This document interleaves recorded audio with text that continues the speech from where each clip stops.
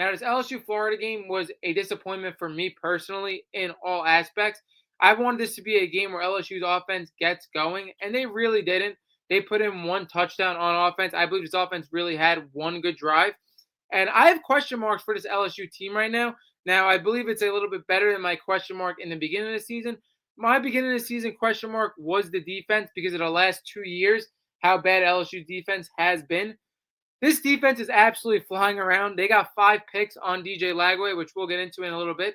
But the offense, again, 20 points on this offense, and it really wasn't even 20 points because they got a pick 6 on defense, one touchdown drive against Florida. We're looking at an offense right now that's averaging 20 points. Again, Garrett Nussmeier, a guy that I believe is a top 3 caliber quarterback in the country, but hasn't looked ultra impressive. When we look at the LSU Clemson game, he got it done in the second half, but again, had 3 points in the first half. Took him a little bit to get going. In their last matchup against a cupcake, Louisiana Tech, they only scored 20-something points. Offense didn't look explosive. And this game as well, really didn't do much on offense. He threw a pick. I have question marks for this LSU offense right now. An offense that I thought was going to be phenomenal. Caden Durham has 93 rushing yards in this game. I still think he looks really good. But again, you have Aaron Anderson. You have Xavier Thomas. You have Barry and Brown. You have Nick Anderson. You have absolute 4 track stars on this offense, and you're still averaging 20 points right now. Again, I have question marks for this LSU team for sure. The defense is absolutely flying around. I thought it was super impressive to get 5 picks on Florida. Again, it was a little inflated towards the end of the game while things were just being thrown up, but still 3-4 picks against DJ Lagway, whatever you want to call it, realistically, so impressive. And they were missing their best player on defense, arguably, with Weeks 3 plays in when he got ejected. So this LSU defense is absolutely phenomenal. It could contend for one of the best defenses in the country. But I still have a question mark on their offense with the amount of track stars they have, not be able to hit their ceiling on offense in the first 3 games. Do I predict them to come around? Yeah, 100%. I think Aaron Nussmeier, like I said, is arguably a top 3 quarterback in the country.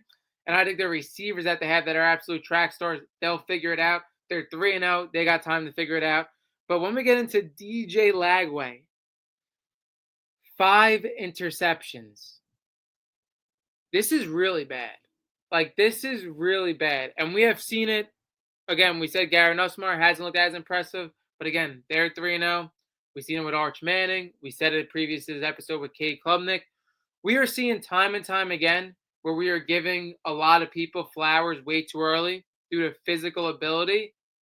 And we're seeing a lot of people flame out right now in college football. A lot of the people that everybody thought that were going to be top QBs in the country that had all this talent, not saying they don't have all these physical gifts, but they have not been able to put it together. Now, I thought Florida as a team that could make the college football playoffs was absolutely ridiculous because I still didn't think they were a top team in the SEC with their improvements. And we said, DJ Lagway last year had turnover issues, had significant turnover issues. We saw a game against Tulane where he made multiple turnovers that was really bad. And this game reminded me like that as well.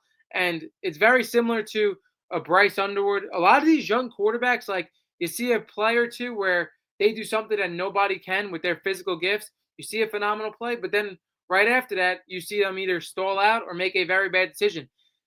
The development of DJ Lagway is going to be in question. Obviously, this Florida team is on the hot seat with Billy Napier. I expect him to get fired after this year.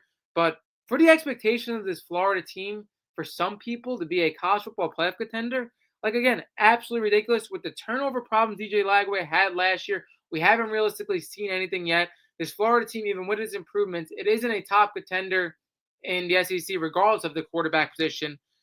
Again, it's going to be interesting to see DJ Lagway's development throughout the rest of the season, but we're seeing a lot of people we're just crowning way too early. And I'm guilty of it again. I didn't really do it with DJ Lagway necessarily, but with other people, I'm definitely guilty of it. But this was an all-time bad game for DJ Lagway.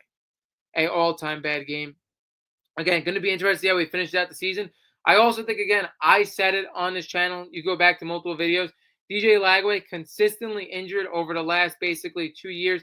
Injured this whole offseason pretty much. Missed a lot of practice time.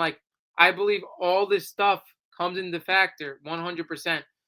Going to be interesting to see what happens with this Florida team, with the coaching, how DJ Lagway develops. But again, a lot of question marks in this game. LSU's offense that we thought was going to be arguably the best offense in the country, hasn't looked at it. Ironically, their defense looks like one of the best in the country. And then DJ Lagway in Florida.